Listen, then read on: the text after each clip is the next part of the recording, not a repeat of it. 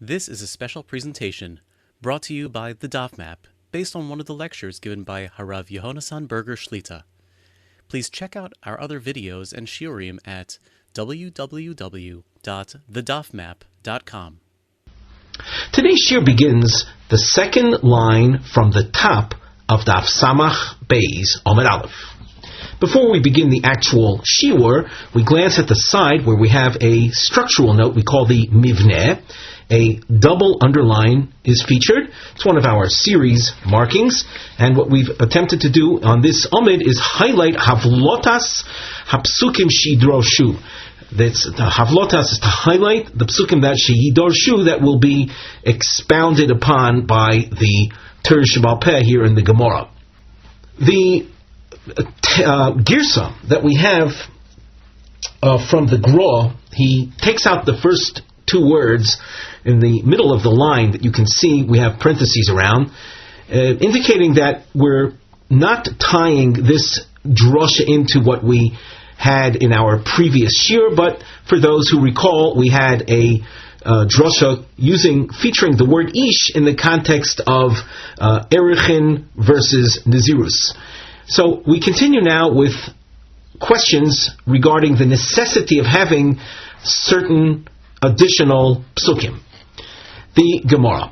Ish ki yafli neder be'erkecha be'erchin lomali. This is a pasuk in Vayikra Perek Chav Zayin pasuk Beis, which is a section of the Torah dedicated to the erichin type pledge. We've already explained in the past several times what erichin is, so you recognize the word by now. So the erichin type pledge has this pasuk in it. Ish ki afli neder be'erkecha. Why do I have to have that pasuk, which essentially translates as a man when he vows to give an erichin dedication? Michti. Ha iskish erichin l'nedarim. We know elsewhere that erichin is compared to nedarim, diomakra. In fact, I say elsewhere, but specifically in this very pasuk, you see that erichin is compared to nedarim. It says ish ki yafli neder be'erkecha. So in the pasuk here, we see erichin are compared to nedarim. V'hatanya gabi nedarim, and we've learned by nedarim ish. The word ish appears. Ma talmud lomar ish. L'rabos es ha'ovdei kechavim shehein noidrim nedarim unedavos kabi Yisrael.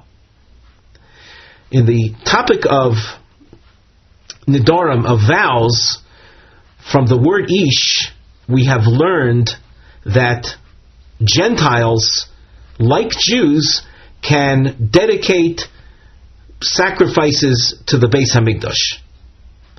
So once we know that erichin are compared to nedarim, why does the pasuk spell out ish ki yafli be'erichin lomali? The idea being that the expression ish ki yafli would seem to indicate that Gentiles are part of the mitzvah, the part of the section of the Torah dealing with erichin dedications. So the expression ish ki yafli would seem to be superfluous if its purpose is to include Gentiles in erichin dedications. Ella, the Gemara answers, and you'll notice we have a new marking, a trapezoid or volcano shape, which is featured on the side of our Gemara. This is a ma'akav, an attempt to keep track of a give and take, with the narrow part facing up. These are responses, and the inverted version represents questions. So, Ella, hi ish, miboyale, the ish, by the pasuk, an erichin of ish ki yafli neder be'erkecha, le'suye, to include mufla samuch leish, to include a person 1 year before their official adulthood, that if they vow, their vows are binding. We've discussed mufla samuch leish earlier in this Masechta, and we see it here again. so that we're including what is officially a minor, because he hasn't reached bar mitzvah, but he's 1 year. Any vows that he makes within the year prior to bar mitzvah would be binding. Well, hanicha lemanda amar mufla somach liish doraisa. This approach works according to that school of thought that says that vows made by a mufla somach liish, a person within the year prior to his adulthood, the vows are binding, is Torah based, and here we would have the Torah source for that. But according to the opinion that says it is merely rabbinic, ish ki afli lomali, so then what's the role of this Torah verse, ish ki afli? What is its purpose? Answer, lasuye mufla somach leish da'ovei kechavim. It comes to include that not only, as we had learned before, that Gentiles are capable of vowing sacrifices and making binding vows and oaths, this pasuk comes to include a Gentile a year before his adulthood. Mufla somach leish means that age that by a Jew we say he vows but is rabbinic, that same age by a Gentile would be Torah binding. Now Rashi raises the issue, does that not seem strange that by Jews we are, we'll say, lenient insofar as mufla somach leish being only rabbinic, and when it comes to the Gentiles we impose a greater level of seriousness, of stringency to that? So Rashi says that there is precedent in the Torah for such approaches, and you can look into the Rashi to see more on that topic. Well, we continue. Hanicha l'madomar b'nei Yisrael ne'arochin v'ein ha'ovdei kechavim ne'arochin. This approach to include the Gentile as being capable of vowing, and his vows are binding on a Torah level, not only the adult Gentile, but even mufla somach leish, works out well according to this approach that says Bnei Yisrael, Jews, are the subject of Erechin vows, and Gentiles are not the subject of Gentile vows. Yachaloyu ma'arichin, could it be that they don't initiate an Erech type vow? Talmud lomar ish. So the word ish that you find by Nedorim, according to Rashi, includes adult Gentiles, and Erechin are compared to Nedorim. So just like by Nedorim Gentile vows are binding, so too their Erech type vow is binding, where they initiate the pledge. We're not elaborating too much here because we've dealt in recent shiurim with these concepts of ne'arochem being the subject of an erech and ma'arichin being the initiator of an erech. So we're saying that the approach of including mufla somach leish of ovei kechavim as being the subject of the pasuk works out according to this approach that says that Gentiles themselves are able to initiate an erech type vow, and that we learn from ish, and the fact is shapir, as the Gemara says, shapir means it works out well that we can say that ish ki yafli by erechin includes the mufla somach leish. Elo lamandi omar b'nei Yisrael marichin ve'ein ha'ovdei kechavim marichin. But according to another approach that we see, when it comes to the realm of erechin, Jews can initiate an erech pledge, Gentiles cannot. Yochol lo yu ne'erochim, would it be that Gentiles are not the subject of an erech vow? Talmud lomar ish. Ish says that Gentiles are the subject of an erech vow. If a Jew says, I want to give the erech of such and such a Gentile, we evaluate his gender and his age, and we say that the vow is binding. Well, when you say ish, and you're talking about being the subject of an erech vow, afilu tinok ben chodesh bar iruchi hu, even an infant of 1 month old is in the parsha, in the section dealing with erech and being the subject of an erech. So, ish ki afli, the ish ki afli pasuk by erechin lo mali. What is it left to include? To suggest that it's going to include, let's say, a young Gentile as being the subject of an erech vow. I don't need ish ki afli of erechin for that purpose. That was already learned from the ish that we mentioned earlier, another pasuk. So what do I need ish ki afli for? Answer: Omar Rav Ado Baravo, L'suye oved kechavim godol.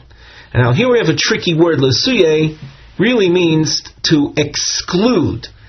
To exclude the case of an oved kechavim godol, an adult Gentile, the afagav the godol hu, even though he is an adult, im eino yodea lahaflois lo. If he doesn't know to whom one is bound when he makes a vow, in other words, that he vows to bring a sacrifice, he's vowing to bring to the Almighty a gift. If he's not aware of that, then his vows would not be binding. This, by the way, is in contrast to a Jew. Once he reaches adulthood, even if he's not aware of this element of vow making, namely yafli, haflo'o, the idea that a vow is a vow to the Almighty, nevertheless, in the case of a Jew, it's binding. So that the role of this pasuk of ish ki afli by erechin tells me this, will say this distinction, that an adult Gentile who is unaware of to whom he is vowing, his vow will not be binding. Now we continue with a new drasha. Elo ki yafli de kosav rachmana gabi nazirus lomali. What do I need the ki yafli pasuk that you find written in the Torah in the parsha of Nazirus? Mechti hayiskish Nazirus lenedarem ki yafli lomali. The rules of Nazirus are compared to the rules of Nedarim. So I would know whatever this is telling me by Nazirus from the rules that apply to Nedarim. What do I gain from having this pasuk of ki yafli by Nazirus? The Gemara answers, La suye, and we have a new marking. You can see a house shape which will appear in alternating directions. Again, a ma'akav, an attempt to keep track of the give and take style of the Gemara. The point facing up represents chuvos, responses. The inverted house, kushya, a question. So you're asking, what does ki yafli that's written by Nazirus come to include? Answer, lasuya yodayim sheinon mochichos. It's coming to tell me the law concerning a vow that is stated in, we'll say, in an abbreviated fashion. A yad is a type of, we'll say, partial statement, like when you pick up a vessel and you grab it by the handle as opposed by the vessel itself, you're grabbing just a part of it, but thereby moving the whole vessel. The term yadayim then is a reference to something that's partial. In this case, we have a partial statement that's not absolutely clear. That's called yadayim she'enon mochichos, and nevertheless, we're going to see there is an opinion that said it's binding. De'itmar yodayim she'enon mochichos, Abai Omar havyin yodayim. Abai says it's considered a legitimate partial statement that is binding, and Rov Omar lo havyin yodayim. Partial statements that are not absolutely clear what you're referring to, nevertheless are binding. Rashi gives us examples of yodayim she'enon mochichos by Nazirus and by vows in general. You can see this in the Rashi 5 lines from the bottom. In the case of Nazirus, if a person says ahei, and we've learned at the very beginning of this Masechta, a person who says ahei means I will be, and it's speaking under circumstances that a Nazir is walking in front of him, is passing by. So you have a partial statement. He doesn't say, hey, Nazir, just says, I will be. Well, it could be, I'll be fasting. It's not a clear statement. Combined with the fact, though, that a Nazir is walking by, we say it's binding. By vows, by nidorim, if a person would say mudrani mimcha, mudrani from Lord Neder, I'm removing pleasure from you. I'm removing myself from being a source of pleasure to you. Now, mudrani mimcha could mean he vows not to speak to him, but we say that is not what it is going to result in. It means that it's a real vow that pleasure, all kinds of pleasure, are now being prohibited. So we have examples of Yodayim Shein Mochichos. Abai says they are binding. Rava says they're not binding. But this leads us into a problem. La Abaye Nicha Ela La Rava Ma'ikol Meimar. According to Abaye, so we have found a role for the Ki Yafli pasuk that you find by Nazirus, communicating the idea that Yodayim Shein Mochichos are binding. Ela, but according to Rava, Ela Rava Michael Ameimar, what is Ki Yafli, that pasuk that you find by Nazirus, what is its role? Ela Ki Yafli Miboyale Bitarfin. Rava will tell you that Ki Yafli is needed for Bitarfin's teaching. Desanya. Now here we have a Tanaic source, but it requires a little bit of background, and that is that you have two people walking along, and one says, I will be a Nazir. I say two people, you can have a group of people actually walking along, and one says, I will be a Nazir if that image appearing from the distance is so-and-so. And a second guy says, I will be a Nazir if it's not so-and-so. And a third guy says, I will be a Nazir if neither of you is correct. And the fourth guy says, I'll be a Nazir if both of you are correct, and so on and so forth. We have learned this in the past. So, in that context, we have this brisa that says, Rabbi Yehuda Omer Mishum Rabbi Tarfon. Rabbi Yehuda says in the name of Rabbi Tarfon, Ein Echod Mehem Nazir. None of those people are Nazirim. Lefi Shalom Yitno Nazirus Elo Laflo. Nazirus, the acceptance of a Nazirus vow, is only under circumstances of clarity. And in the example we cited, you had an image appearing from in the distance whose identity was not clear to any of those assembled in our story. So therefore, Rabbi Tarfon says, since it's a vow, but stated under uncertain circumstances, uncertain conditions, it's conditional that it turns out to be so-and-so. At the time of the vow, though, there wasn't clarity. Lack of clarity is, in effect, non-haflaw. Haflaw meaning a statement made with clarity, with certainty. So we understand that the pasuk Ki Yafli, that's stated by Nazirus, teaches me Rabbi Tarfon's point. Well, Hanichal Rabbi Tarfon, Elo Rabbanan Michael Meimar. There are those that disagree with Rabbi Tarfon, and in the story that we gave, all those people saying, I will be a Nazir if it's so-and-so, I'll be a Nazir if it's not so-and-so, etc. The Rabbanan say they're all Nazirim, they're all obligated to observe Nazirus. So, Ma'ikol Meimar, what's the role of Ish Ki Yafli by Nazir? What does that pasuk teach me? Elo Miboyale Licheditanya. It will be used for the following information that's contained in this source. It says, Heter Nidorim Porchen Ba'avir Ve'en Lahem Al Mashi Yismochu. The concept of absolution of vows literally is flying in the air. And what do we mean it's flying in the air? It doesn't have any solid scriptural reference. Nothing, let's say, blatant or explicit appears in the Torah regarding the power of absolving vows. Rebbe Lezer Omer Yesh Mashi Yismochu. Rebbe Lezer disagrees and says we have psukim that indicate the institution of vow absolution.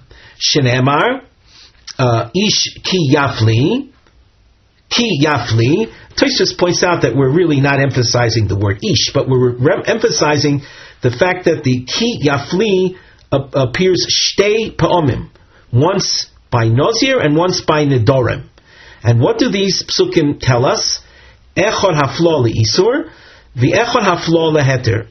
There are, haflo mean pronouncing of vows that remain prohibited, meaning that you can't undo, you can't absolve the neder because there's no expression of regret on the one who made the neder. On the other hand, you have haflo leheter, meaning vows that were taken that are absolved because the vow taker did express his feelings of remorse, of charata. So that you see that the appearance of the word ki yafli indicates that there is vow absolution, and the double appearance of this expression in the Torah, according to Rebbe Eliezer, indicates that if there is an expression of remorse, then the sage who absolves vows can, in fact, absolve the client of his vow, and if he doesn't express remorse or charata, then it cannot be absolved. We now continue on Omid Beis, the new Mishnah. Chomer ba'avodim mi benoshim. There are stringencies that are applicable to slaves, more so than by women. Of course, in the realm of vows, shu mefer nidre ishto ve'eno mefer nidre avdo. The husband undoes his wife's vows, and he doesn't fully undo his slave's vows. Hofer liishto, hofer olomis. And here you'll see the chumrah by vows when it comes to slaves. If one absolves the wife of a vow, it's a permanent absolution, meaning that in the event that she gets divorced or she becomes an almona, whatever vow she had taken while she was married and the husband absolved it, it's gone. Hofer la'avdo, yotza lecherus umashim naziruso. If a slave had vowed to be a Nazir and then was released from his servitude, the Eved now, though it was the vow was objected to during his servitude, but now he's become a free man, he must observe, if we're talking about a vow of Nazirus, he must observe Nazirus now that he's free from his master. Let us learn the Rashi together. We're going to learn the Rashi together with the Nusfas Harivan that you see in the margin of the Gemara. So we start with Rashi on the top. Chomer ba'avodim mi benoshim shu mefer nidre ishto. And we now look at the Rivan together. Shetzorach lahafir leneder ishto. Avolo lenidre avdo. A husband, if he doesn't want the vow of his wife to be binding, he must absolve it. A slave that makes a vow, the master doesn't have to absolve it. He doesn't have to protest it. Kol zman shu tachtov v'lo yotza lecherus. As long as he is in servitude and hasn't gone free, the vow is inconsequential. V'yezu chomer ba'avodim. Where then do you see a stringency by avodim? And now we continue in the text above, in the Rashi itself. So where do you see a stringency manifest by slaves more so than by women? If a master absolved the wife of a vow, it's permanently removed. And even if she becomes a widow or is divorced, whatever nazirus she had accepted when she was married, since the husband acted swiftly and absolved her of the vow, it's gone. But when it comes to slaves and a parallel scenario, it's not the same law. A slave that had vowed to be a Nazir, and the owner had protested that vow, but once he goes free, he, the slave, must observe the Nazirus.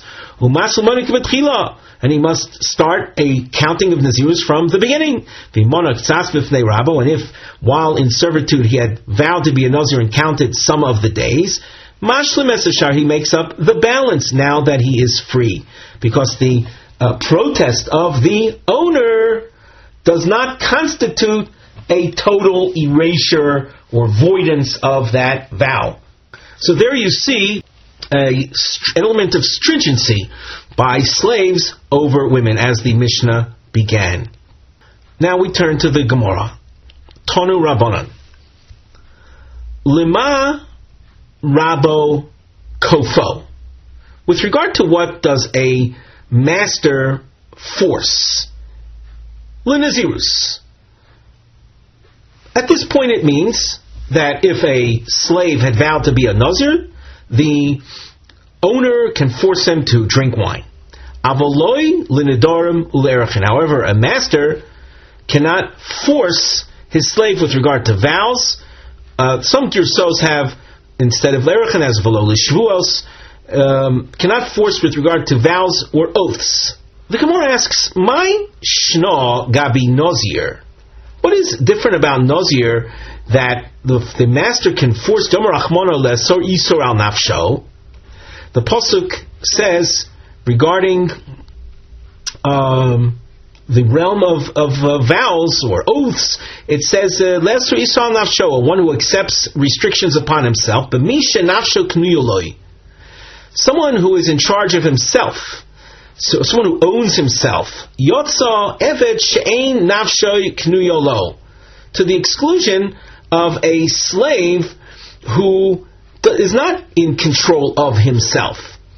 Well, if that is what is the basis for the master forcing his slave with regard to Nazirus, ihachi afilu nedarim nami, then the same should apply to vows as well. The pasuk of les or isor al nafsho is not a pasuk that's limited to Nazirus. It's a pasuk that's written in the context of vows, and Nazirus is compared to vows. So if you're telling me that in Nazirus the master can force because the slave is not in control of himself, likewise in the case of general vows that a slave takes, they should not be binding. So we must figure out what are the circumstances that the owner can absolve or protest the Nazirus of his slave and not with regard to Nidorim. So we have a series marking a triangle is used. You can see on the side we have a nosei, mivneh, heading. Shuvos lahasbir lama odon kaife es avdei rak benozir velo b'shar Nidorim. So we're trying to understand this idea. Why only by Nazirus does a master kofeh force and not by Nidorim or Shvuas? Omar Rav Sheshes, Hocha b'mayaskinon, the circumstances of this source are very limited. Kagon she'eshko shel anova munach lefonav. We're talking about a case where there is a cluster of grapes lying in front of the slave. Gabi Nidorim, the chi mitzar bahai lo mitzar bachrini. In the case of vows, if the slave vows, I'm not going to, he takes a neder, uses an expression that indicates a vow, not Nazirus, but a vow, that he's not going to eat this cluster of grapes. So the result of that vow is that that particular cluster of grapes is prohibited, but other clusters of grapes are not prohibited, and therefore lo motzi kofile. The master can't force him to eat that particular cluster of grapes. As far as we'll say the effectiveness of a slave to serve as a slave, he will be effective anyway, because if you'll say, well, he needs the grapes to give him strength to work, he'll be able to work because he'll be able to eat other clusters of grapes. So there's no basis for the master to intervene. Gabi Nazirus, however, when it comes to the vow of Nazirus. If he says he's going to be a Nazir with regard to this cluster of grapes, the result of such a statement is that he becomes a Nazir with regard to all grapes and all wine products, and as such then he might not be able to serve as an effective slave with that general prohibition upon him. Motzi kofile, therefore the master has the right, has the power to force him to consume the grapes and grape products, because otherwise it's going to be to the detriment of the owner having a weak slave. Question: V'gabi nedorim mi lo askinon delekel o hayeshkol. In the case of nedorim, when we speak about the power or lack thereof of a master to protest, are we not also including a scenario where there's only one cluster of grapes? Di lo ochil le cholish. If the slave doesn't eat that cluster, there are no other grapes in the vicinity. None whatsoever. If he doesn't eat this, he'll become weak. The master's going to lose out. He'll have a weak slave not capable of performing his role as a servant. Why then would the source indicate that the master cannot force him to eat the cluster? Elo Omar Abaye, Kagoin Shoya Hartson Munach Lefanov. The scenario described above is there is grape seeds lying in front of them. Now, grape seeds are not quite edible. They're not. Under extreme circumstances, a person might munch on them to give himself a little strength, but that's their nature. And so you have a plate full of hartson in front of the slave. Gabi Nidorim, if he vows not to eat this plateful of grape seeds, Bahayu de Mitzar, Lo Motzi Kofile, he's restricting himself only from that plateful. Others, he'll be able to eat.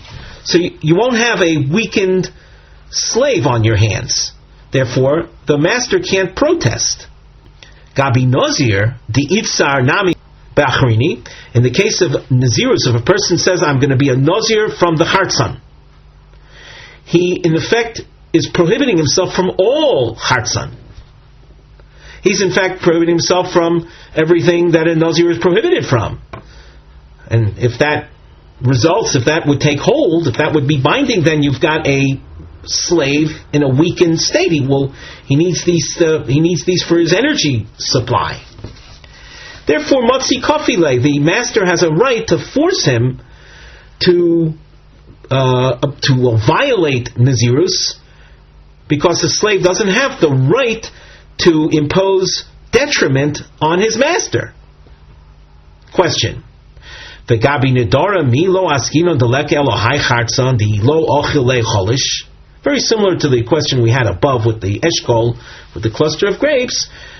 In the case of the Dharm, are we not also describing or taking into consideration a case where there is only that one plateful of hartzon and none other? And if he doesn't eat this plateful, he'll become weak. And yet, it says above that the master cannot force him with regard to Nedorim. Elo Omar Rava. Now here we have a big turnaround in terms of, we'll say, approach. Yes, there is a distinction between Nazirus and Nedorim, but it's kind of like in the opposite direction or way of thinking. Loma Raboy Tzorech Lichfoisel Nazirus, V'ein Tzorech Lichfoisel Nedorim, V'ein Tzorech Lichfoisel Shvua, my taimo. Why is it that when it comes to a slave that accepted Nazirus on himself, do we say that if the master doesn't want it to be binding, he better protest it? When it comes to vows and oaths, they don't get started at all. My time, why is that? The Omar Kro, the pasuk says lahara lehetiv. In the case of vows and oaths in general, the words lahara lehetiv appear. Ma hatova rishus af hara rishus. The vow has to be that kind of vow that just like to do, we'll say the positive is something optional. It must be that kind of vow where the reverse would also be an option. To the exclusion of a vow which involves creating detriment to others. Like our case, a slave who vows and the result of the vow would be causing loss to his master, a vow that would create a weakened slave, that's loss to his master. The Torah doesn't allow or provide for vows like that to be binding. So that when it comes to vows and oaths, that would be a loss that would result in a loss to the owner doesn't have to bother protesting. But when it comes to Nazirus, and this you see in the Meforshim, you see Rashi points this out, that there's a Gzeres HaKosuv, and we've seen this Gzeres HaKosuv in the past. It says, V'omarto alehem. That pasuk, V'omarto alehem, comes to include slaves in Nazirus. And from that we learn that if the master protests, so then the slave's Nazirus is voided. If the master does not protest, then it takes hold. So that is therefore the pshat, the explanation of the source above, which made a contrast between Nazirus on the one hand, Nedorim and Shuos on the other hand. The Mishnah. We have a topic heading on the side.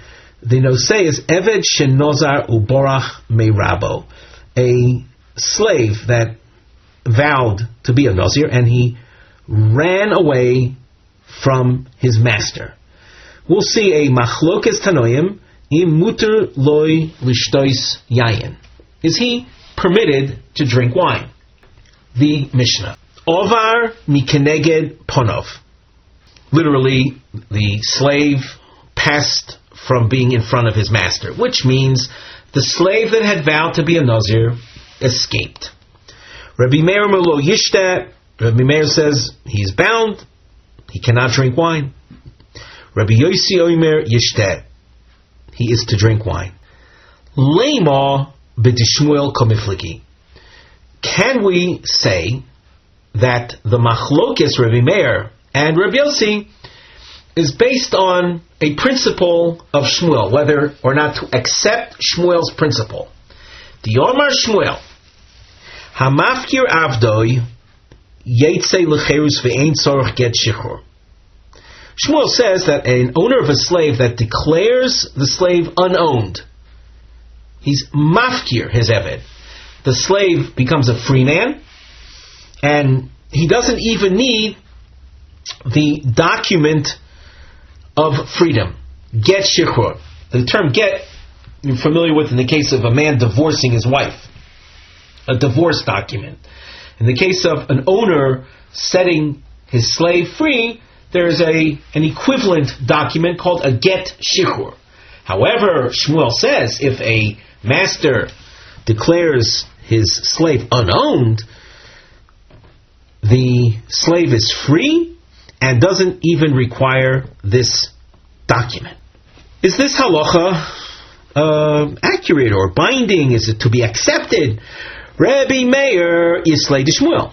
Rabbi Meir said in the Mishnah that the slave who escaped is not to drink wine. Why is he not to drink wine? Well, because we hold by Shmuel, this slave is now free. He doesn't even need a get shiur. He's free now. And we indicated before, when we learned the previous Mishnah at the top of this Omid, that when a slave becomes his own boss, so the Nazirus that he had accepted while in servitude now becomes binding. So Rabbi Meir, who said that the slave shall not drink, It's because the Nazirus is binding. Why is the Nazirus binding? Because he's not in the control of his master. Why is he not in the control of his master? Well, based on accepting Shmuel. Rabbi Yossi less lay the Shmuel. Rabbi Yossi, who says, no, the slave continues drinking, he doesn't hold from Shmuel. And the protest of his master, while he was still a slave, is still binding. Lo, the analysis that we just suggested to explain the Machlokes Rabbi Meir and Rabbi Yossi is not the way to go. Everyone, all the Tanoim would agree with Shmuel that someone who was mafkir his eved, one who formally declares his slave unowned. In such a case, so he's truly unowned, and he would be absolutely restricted from drinking wine. He's now his own boss, and his previous Nazirus vow is now binding. But in our Mishnah, we didn't actually have a case of mafkir. We didn't have a formal declaration of non-ownership. We had an eved that simply ran away from his master. Eloman diomar yishte Rabbi Yossi, who says that this slave who's now run away should drink. Sovar self mehado hodar v'yosi gabei. He's going to come back. At some point, the slave is going to go back to his master. Lishti chamro ki echi delo likush. He should therefore drink wine now, so that on the day that he goes back, he won't be in a weakened state. He'll be capable of working. So Rabbi Yossi is concerned with the welfare of the master. Therefore, we want that slave who has run away to, in the meantime, drink wine. So when he comes back, he'll be fit as a fiddle. According to Rabbi Meir, who says, the slave that's run away should not drink. Let him feel the pain of not drinking, the pain of restriction. So that will motivate him to go back to the master, and as a servant in the domain of his master, he'll need to drink the wine, so that the lack of drinking right now, the prohibition of drinking right now, will actually be a motivating factor for him to go back to his master. And as Rashi says at the end, both Rabbi Yossi and Rabbi Meir are governed or concerned with the welfare of the owner. How to achieve that in the best way. So you see, Rabbi Yossi has his opinion and Rabbi Meir has his opinion. But on a fundamental level, they're both interested in the benefit to the owner. With that, we conclude our shiur for today. This was a presentation of the Daf Map. We hope you enjoyed it. Please like and subscribe to be informed of our other videos. For resources and more information, please visit our website at www.thedafmap.com.